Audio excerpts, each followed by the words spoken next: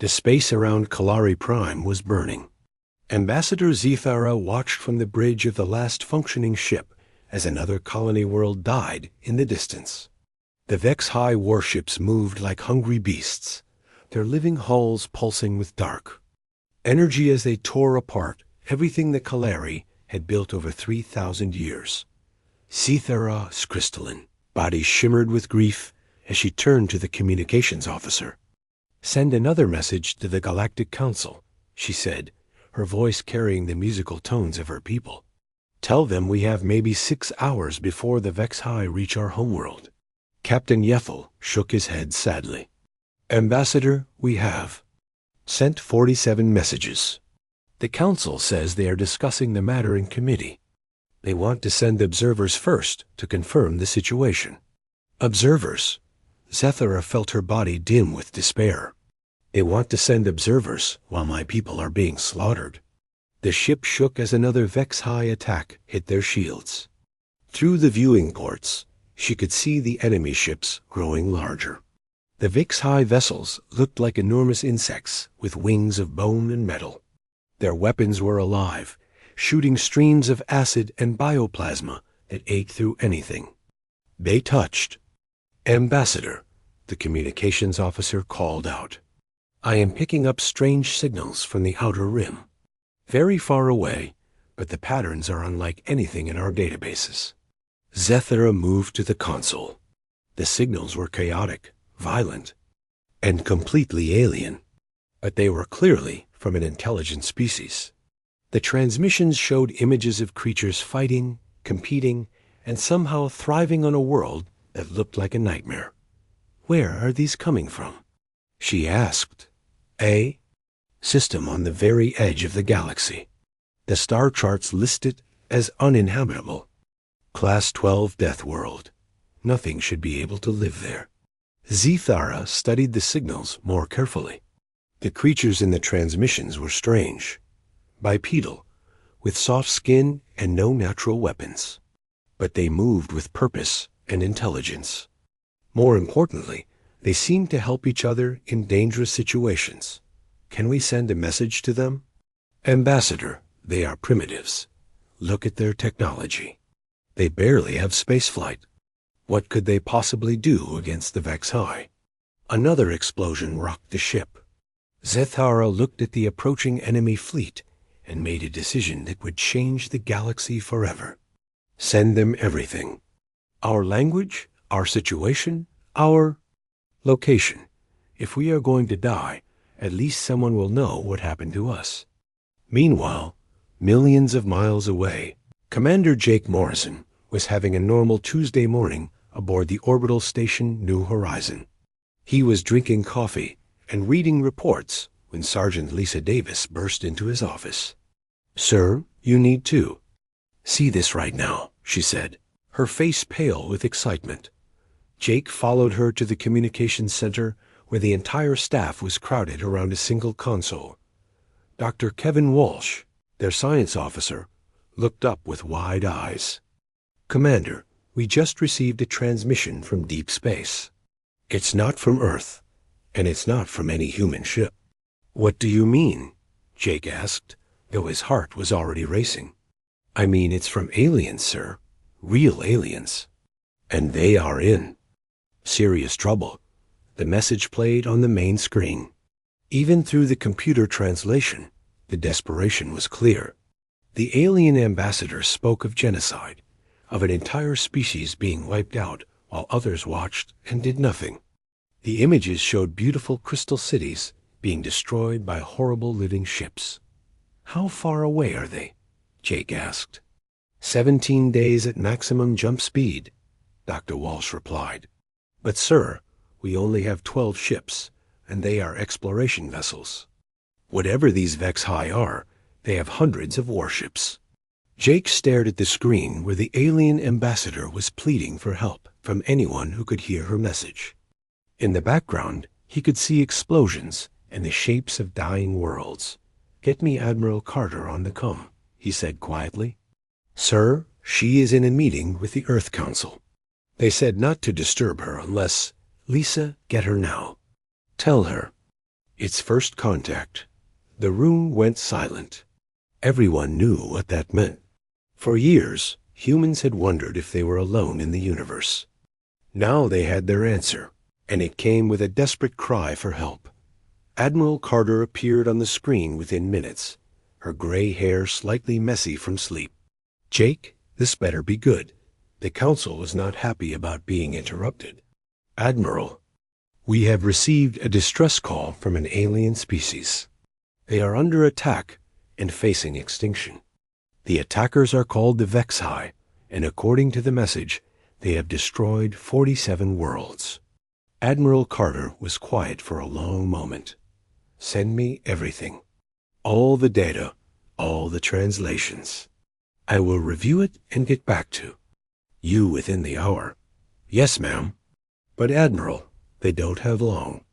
The message was sent hours ago, and their situation was already critical." "Understood, Commander. Stand by." The screen went dark, leaving Jake and his crew to wait. Around the station, word was already spreading. Humanity had made contact with aliens, and those aliens were dying while asking for help from anyone brave enough to answer. Dr. Walsh walked over to Jake's side. "Sir, I have been studying their data. These Kalarai are completely peaceful. They have no weapons of war, only defensive systems. They never hurt anyone. And the HFY? From what I can understand, they see war as hunting. They enjoy the fear and suffering they cause. They have been doing this for centuries." Jake nodded slowly, watching the alien message play again on the smaller screens. The ambassador's face showed such hope even in desperation. She had sent her plea to a species she knew nothing about, from a world her people thought was uninhabitable.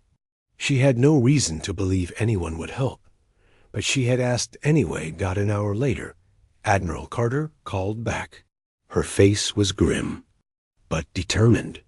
"Commander Morrison, I have just finished briefing President Santos and the Joint Chiefs. We are authorizing Operation Guardian Angel. You will take every available ship to the Kalari system and render assistance." "Every available ship, ma'am?" "Every ship that can make the journey, Commander. We are not going to let an entire species die while we have the power to help them. Prep your fleet. You leave in 6 hours." Jake felt a surge of pride in his species. Humanity had just learned they were not alone in the universe, and their first instinct was to help strangers in need. He had no idea that this decision would make humanity the most feared peacekeepers in the galaxy. The news spread through Earth's military bases like wildfire. Within 2 hours of Admiral Carter's announcement, every ship captain in the Earth Defense Force was requesting permission to join the mission. Commander Morrison had expected to leave with 12 exploration ships. By the end of the day, he was looking at a fleet of 47 vessels. Captain Ryan Brooks was the first to volunteer. His ship, the UES Vengeance, was originally designed for asteroid mining, but Brooks had convinced the engineers to mount heavy railguns on its hull. "My grandfather fought in World War III, he told Morrison over the comm. He always said that good people have a duty to stop bullies. I don't care if these bullies are from another planet." Captain Amanda Price brought the UES Defiant, a fast attack ship that had been testing new weapon systems. Her crew was young and eager, all volunteers who had signed up specifically for this mission. "Sir," she said during the fleet briefing, "my people want to know if we are really going to war with aliens we have never met." "That is exactly what we are doing," Morrison replied. "And I want every person on every ship to understand what that means.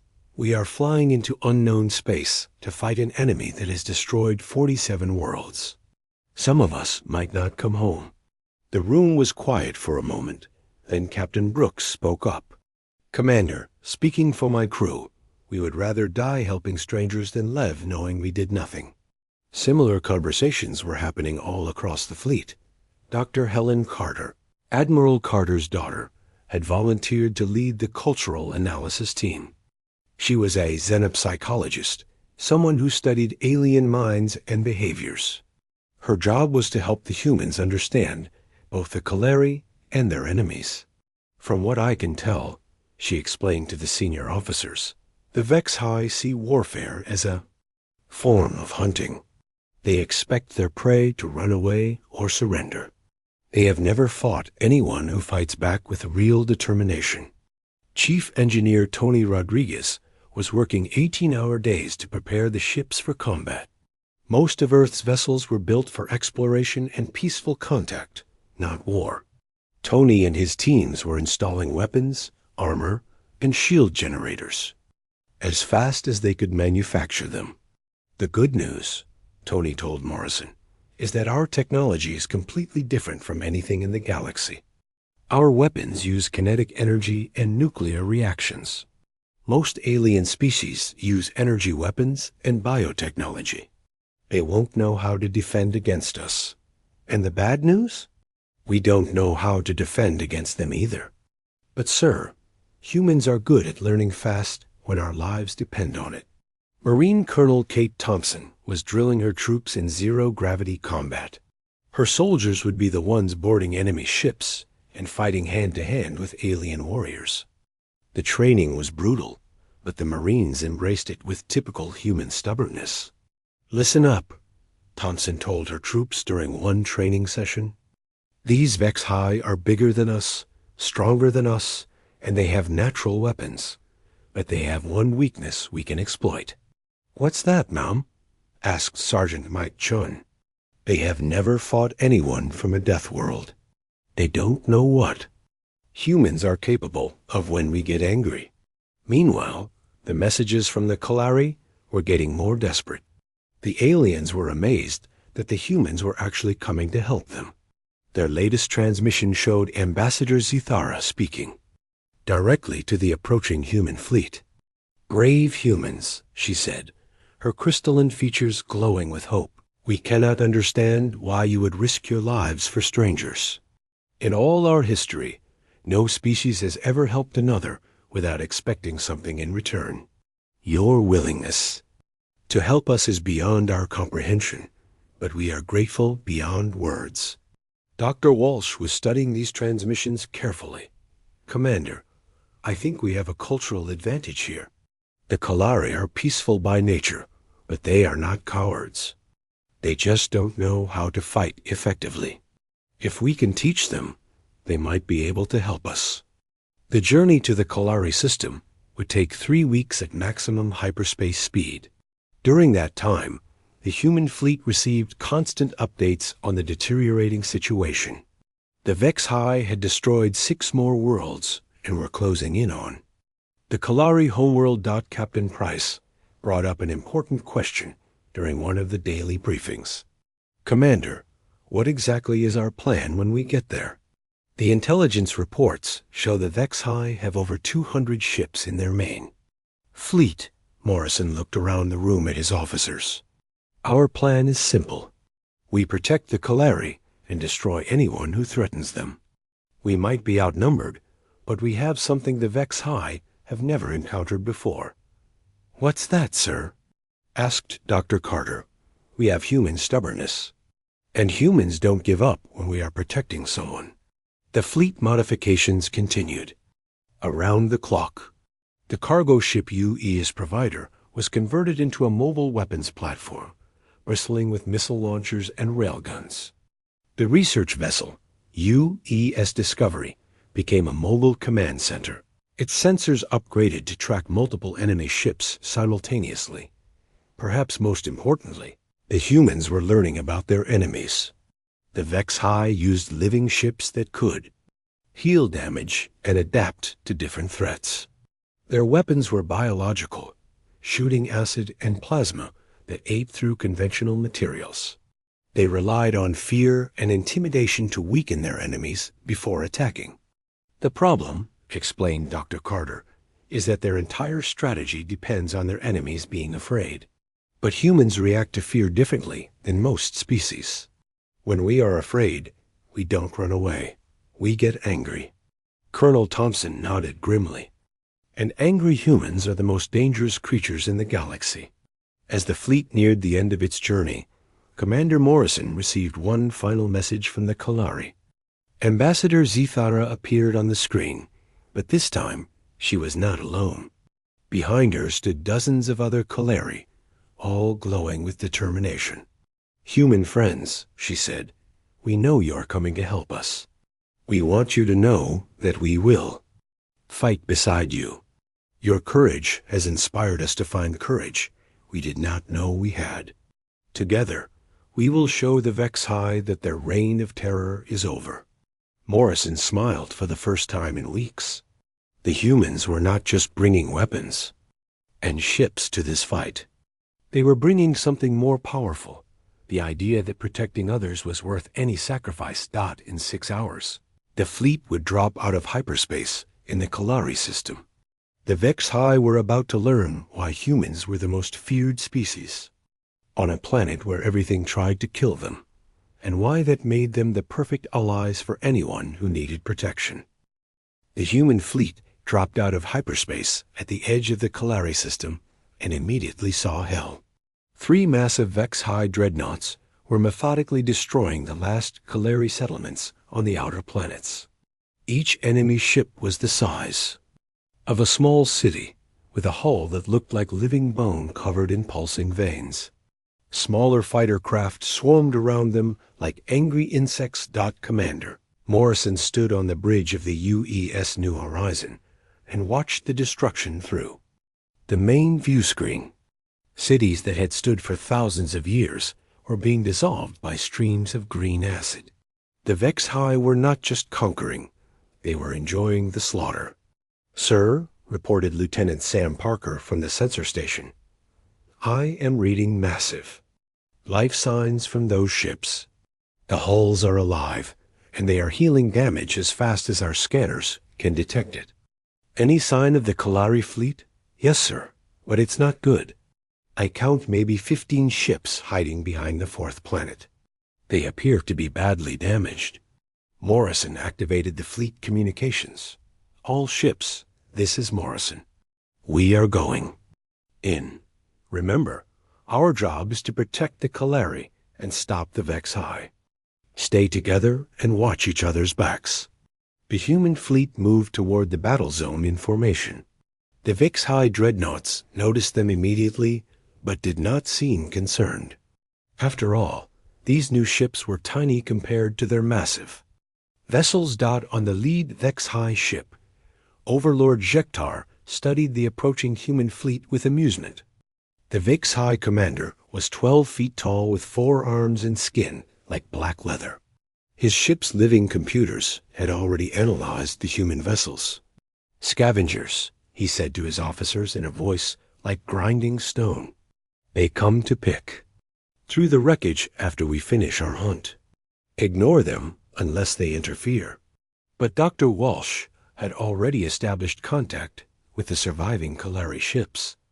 On his screen appeared Captain Lothek, a warrior poet who had been defending his people for the past 6 months. The Kalari captain's crystalline body was cracked and dim with exhaustion.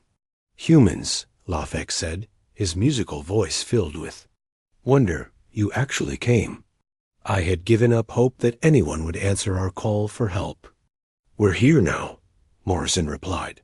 "What can you tell us about these Vex-High ships?" "They are living creatures, bred for war. Their hulls can heal most damage, and their weapons are biological. They use fear as their primary weapon. Their ships broadcast psychic screams that paralyze most species with terror."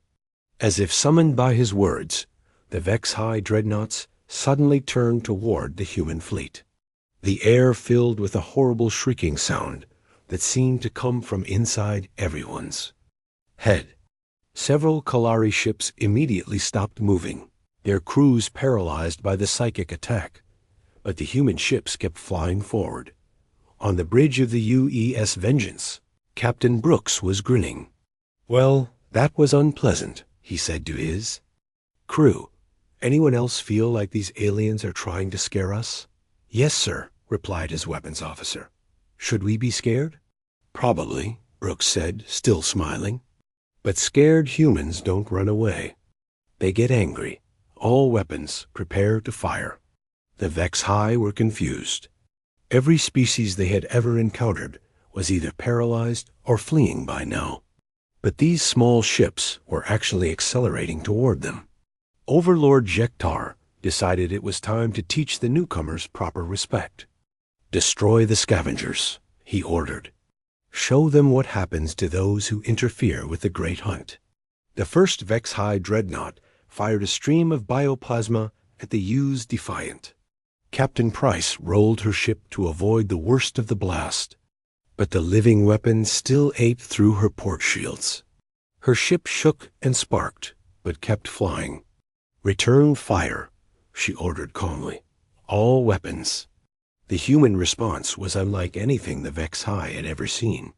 Instead of energy beams or biological weapons, the human ships fired solid projectiles, accelerated to incredible speeds. Railgun slugs moving at significant fractions of light. Speed slammed into the Vex High hull with devastating effect. The living armor that could adapt to energy weapons and heal from biological attacks had no defense against simple kinetic force. The first salvo punched clean through the dreadnought's hull, causing it to scream in pain and surprise. "Impossible," Jektar snarled. "What kind of weapons are those?" His communications officer was already analyzing the human technology. "Overlord, they are using primitive kinetic weapons. Simple metal projectiles accelerated by magnetic fields. Our hulls are not adapted to defend against such crude attacks." Crude? Jektar was beginning to feel something he had not experienced in centuries: concern. How can crude weapons be so effective? Meanwhile, Morrison was coordinating the human attack. The fleet moved in small groups, each targeting a different section of the massive Vex High ships. Their weapons were simple by galactic standards, but they were devastatingly effective against enemies who had never faced them before. "Dr. Walsh," Morrison called out, "can you establish communication with the Vex High commander?" "Already working." "On it, sir. I'm using the same translation protocols we developed for the Kalari." A few moments later, Jektar's face appeared on the main screen. The alien commander looked like a cross between a shark and a demon, with rows of razor-sharp teeth and eyes like burning coals. "What are you creatures?" Jektar demanded. "Why do you interfere in the Great Hunt?" Morrison stepped forward so the alien could see him clearly. "We are humans. We interfere because the Kalari asked for help, and humans don't abandon people who call for help." "Help?" Jektar laughed, a sound like breaking glass. "You primitives think you can help? We have conquered 47 worlds. Entire species. Flee at the mention of our name. You are nothing but scavengers from a dead rock." "Wrong on both counts," Morrison replied calmly. "We're not scavengers, and our rock isn't dead. It just tried to kill us every day for millions of years. Made us pretty good at surviving." "Surviving?" The Vex High commander's amusement was fading as his ship shook under human weapons fire. "This is not survival. This is warfare. And we are the greatest warriors in the galaxy." Morrison's expression didn't change, but his voice carried a new edge. "You're not warriors. You're bullies who pick on people weaker than you. But you made a mistake this time." "What mistake?" "You called for help, and now you're facing predators instead of prey." The statement confused Jektar until his tactical officer provided a terrifying report. The human ships were not just fighting, they were winning. Their crude weapons were tearing apart Vex High hulls faster than the living armor could heal. Worse, the humans showed no fear, no hesitation, and no mercy. One human ship, the UE's provider, rammed directly into a Vex High fighter squadron. The cargo ship was damaged, but kept fighting, its crew apparently unconcerned about their own safety, as long as they could protect the Kalari. For the first time in his long life, Overlord Jektar felt something he had never experienced before. He felt afraid, and on the bridge of the New Horizon, Commander Morrison was just getting started. The battle for the Kalari system quickly became a nightmare for the Vexhai. Their living ships, designed to terrorize and overwhelm weaker species, were being torn apart by weapons they had never encountered. But the real shock came when humans decided to board their vessels. Captain Amanda Price led the first boarding party aboard the damaged Vexhai Dreadnought. Her ship, the U-East Defiant, had taken heavy damage but was still functional. She docked with the enemy vessel, using magnetic clamps and cutting torches, methods the Vexhai had never seen before. "Remember," Price told her boarding team over the comm, "these passages are going to be designed for creatures much larger than us. Use that to your advantage. Stay low, move fast, and watch each other's backs." The interior of the Vexhai ship was like something from a horror movie.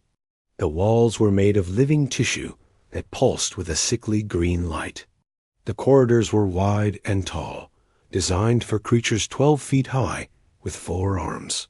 Strange organic growths hung from the ceiling, dripping unknown fluids. Sergeant Mike Chun looked around nervously. "Captain, this place gives me the creeps." "Good," Price replied. "Creepy means they're trying to scare us. And if they're trying to scare us, it means they're afraid of us." The Vexhai defenders were waiting in the main corridor. They were massive creatures with black skin and natural armor plating. Their weapons were living things that shot streams of acid and bioplasma. When they saw the humans, they began their traditional intimidation display, roaring and showing their claws while their weapons pulsed with threatening colors. The humans opened fire. Immediately, the Vexhai had expected their enemies to be paralyzed with fear, just like every other species they had encountered. Instead, they found themselves facing creatures who seemed to get more dangerous when frightened. Human bullets and plasma bolts cut through the alien defenders with devastating efficiency. But the real advantage became clear when the fighting moved into the ship's cramped maintenance tunnels. The Vexhai, built for open spaces and intimidation, found themselves trapped in narrow passages designed for their own repair drones. The humans, who had evolved on a world where hiding in small spaces was a survival skill, moved through the tunnels like they were born for it. Colonel Kate Thompson was leading a second boarding party on the ship's lower levels. Her Marines had discovered something interesting about Vexhai biology. They were cold-blooded creatures who became sluggish in low temperatures.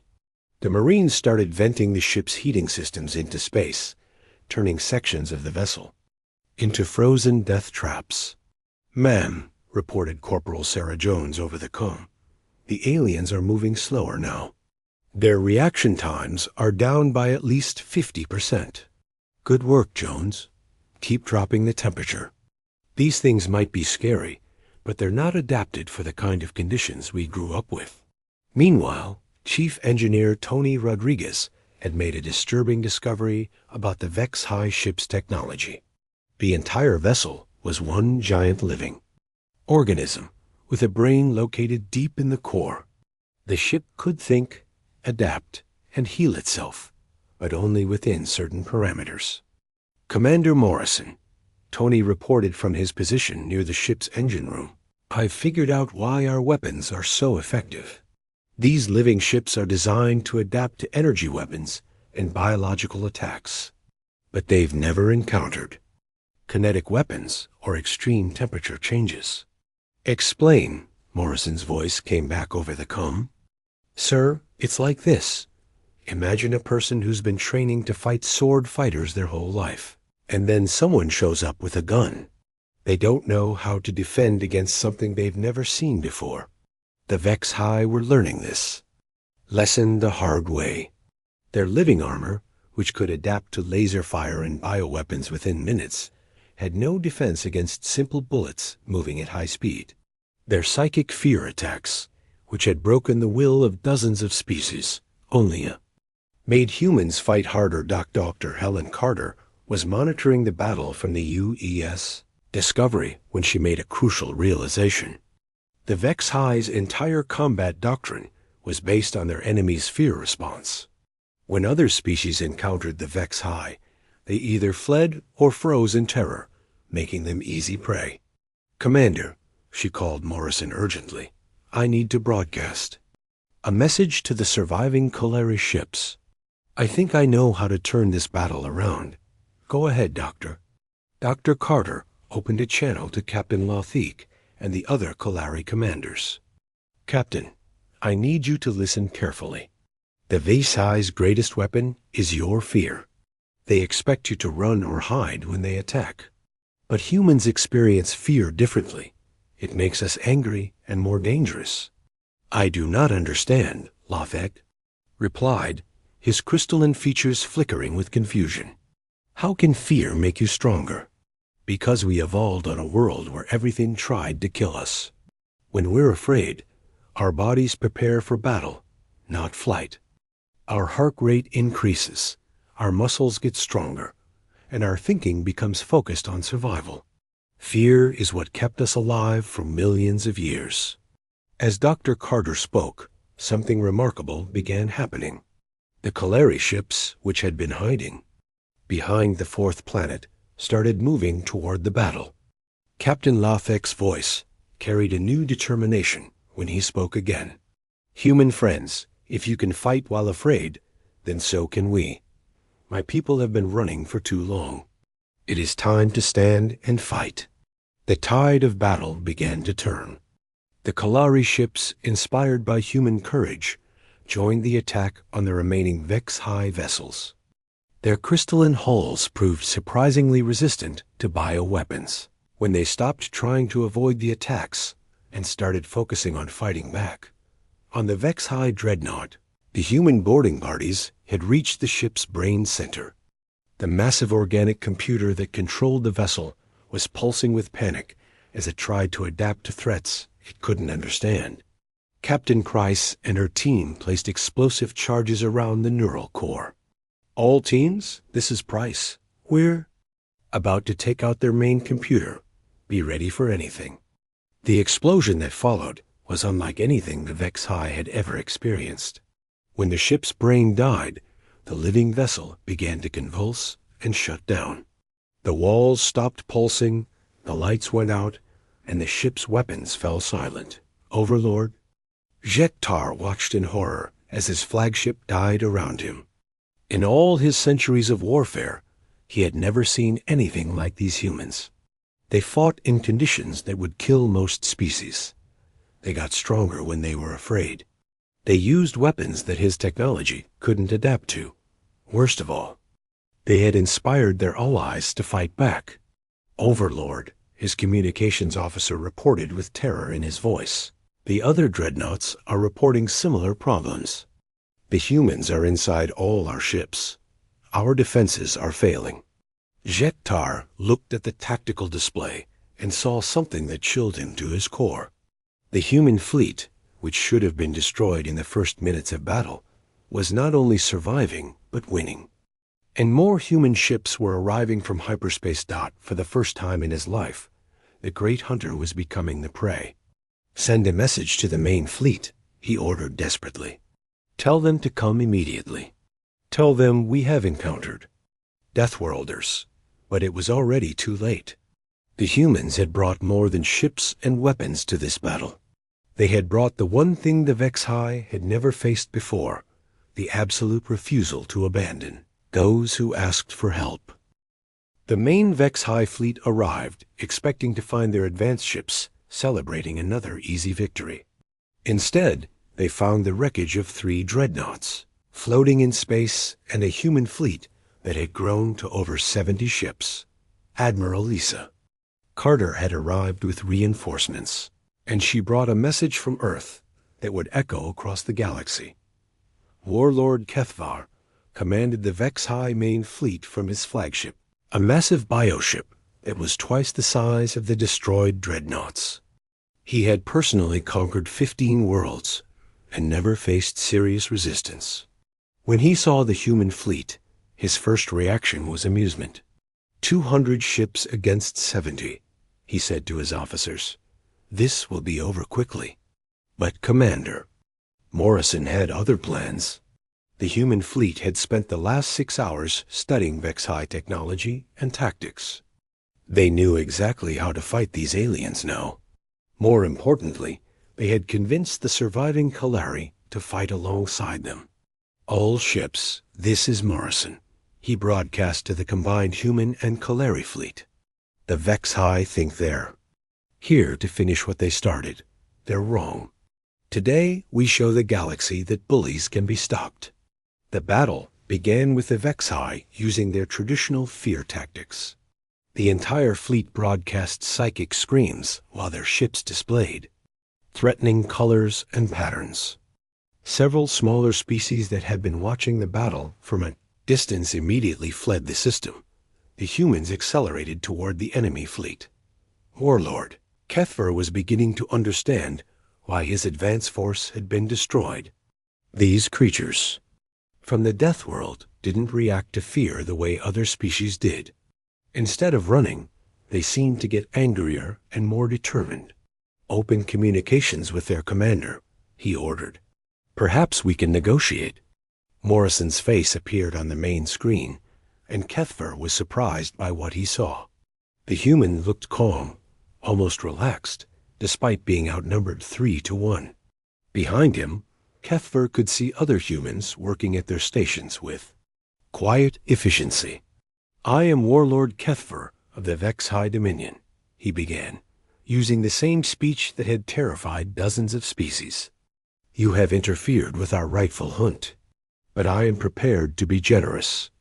Withdraw now, and we will give you territory and resources. Continue to fight, and we will destroy you all. Morrison was quiet for a moment, then smiled. Warlord, you seem to think we came here for territory or resources. You're wrong. We came because someone asked for help. Help. Kethver laughed. You primitives think you can help against the greatest fleet in the galaxy? We have weapons that can melt planets. We have ships that can adapt to any attack. What could creatures from a dead rock possibly do to us? We're going to show you, Morrison replied calmly. What happens when you threaten people we've decided to protect? The communication ended, and the real battle began. The Vex-High fleet opened fire with every weapon they had, filling space with streams of bioplasma and acid. The human ships scattered, using tactics they had learned fighting each other in Earth's many wars. But this time, they had allies. The Kalari ships moved in perfect coordination with the humans, their crystalline hulls reflecting and redirecting Vex-High energy weapons back at the attackers. Captain Lothek had become a different person in the past few hours, transformed from a defeated survivor into a determined warrior. Human friends, he called over the comm. My people remember how to fight now. We stand with you. The battle was unlike anything the galaxy had ever seen. Human ships used ramming attacks that would have been suicide for other species. Their crews survived impacts that should have killed them, then kept fighting with damaged ships held together by sheer stubbornness. Captain Ryan Brooks demonstrated this perfectly when his ship, the UE's Vengeance, lost half its hull to a Vex-High bioweapon. Instead of retreating, he ordered his crew to ram the enemy ship that had damaged them. Sir, we'll be killed, his weapons officer protested. Maybe, Brooks replied, but we'll take them with us, and that's what counts. The Vengeance struck the Vex-High cruiser at full speed, punching through its living hull and lodging itself inside the enemy ship. Brooks and his crew then fought a running battle through the alien vessel's corridors, eventually reaching the ship's brain and destroying it from the inside. Similar scenes played out across the battlefield. Human ships that should have been destroyed kept fighting. Human crews that should have surrendered kept attacking. The VK-High, who had built their entire empire on the fear and submission of their enemies, had no idea how to fight an enemy that refused to give up. Chief Engineer Tony Rodriguez made the breakthrough that decided the battle. He had been studying the Vesher fleet's communication systems and discovered something important. "Commander Morrison," he called urgently, "all their ships are connected through a biological network. They share information instantly, but that also means they share damage. If we can overload their network, we can hurt their entire fleet at once. How do we do that? We broadcast every form of electromagnetic radiation we can generate directly into their communication system. Their living computers aren't designed to handle that kind of interference." The plan worked perfectly. Human ships began broadcasting everything from radio signals to microwave radiation at the Vex-High fleet. The aliens' biocomputers, which had evolved to process organic signals, were overwhelmed by the electronic chaos across the VC-High fleet. Ships began losing coordination. Their perfect formations broke apart as individual vessels lost contact with the fleet mind. Worse, many ships began attacking each other as their confused computers couldn't tell friend from enemy. Kethver watched his mighty fleet tear itself apart and felt something he had never experienced before: despair. These humans had not just defeated his ships, they had turned the Vex-High's greatest strength into a weakness. "Overlord," his communications officer reported, "we are receiving surrender requests from 47 of our ships. Their crews are abandoning their vessels." For the first time in Vex-High history, their warriors were surrendering rather than fighting to the death. The sight of their supposedly invincible fleet being destroyed by primitives from a death world had broken their will to fight. But the humans weren't finished. Admiral Carter's voice broadcast across the entire system, and her words were recorded by dozens of species who had been watching the battle. "This is Admiral Lisa Carter of the Earth Defense Force," she announced. "To any Vex-High ships still fighting, surrender now and you will be treated fairly. Continue to attack peaceful species, and we will hunt you across the galaxy. And to any species listening to this broadcast, humanity stands ready to help anyone who asks for protection." The remaining Vex-High ships fled the system, leaving behind the wreckage of their once mighty fleet. The battle was over, but its consequences would reshape the galaxy. Ambassador Zethara's voice carried across the communication channels, filled with wonder and gratitude. "People of the galaxy," she said, "today we have witnessed something unprecedented. A species that calls itself human has traveled across the stars to help strangers, asking nothing in return. They have shown us that the strong can choose to protect the weak, not prey upon them." In the weeks that followed, the recording of the battle spread to every corner of the galaxy. Species that had lived in fear of the Vex-High for generations saw their tormentors defeated by beings from a world so hostile that most aliens considered it uninhabitable. The Terran Protective Alliance was formed within a month, with dozens of species requesting human protection against various threats. Earth's small exploration fleet had become the galaxy's most feared peacekeeping force, not through conquest, but through the simple human belief that protecting others was worth any risk. And in a small ceremony on the rebuilt Kalari homeworld, Ambassador Zethara gave humanity a title that would be remembered forever: "When Deathworlders offer help, they bring not just aid, but the promise that no one who calls for help will ever stand alone." The galaxy had learned an important lesson: never threaten someone under human protection. Because humans didn't just fight for territory or resources, they fought for each other, and that made them unstoppable.